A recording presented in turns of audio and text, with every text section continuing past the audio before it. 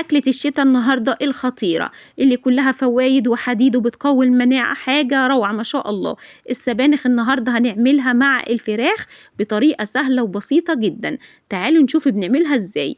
عندي حلة سخنة على البوتاجاز بنزل فيها بزيت أو سمنة الموجود عندك، وبعد كده بنزل عندي بالفرخة اللي أنا غسلاها ومنضفاها كويس جدا.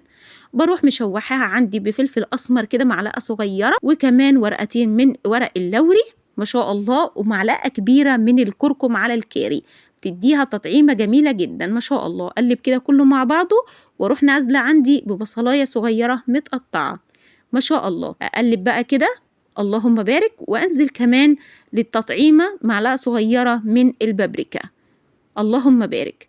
تخلي بقى الصوص معاكي أحمر وجميل جدا ما شاء الله.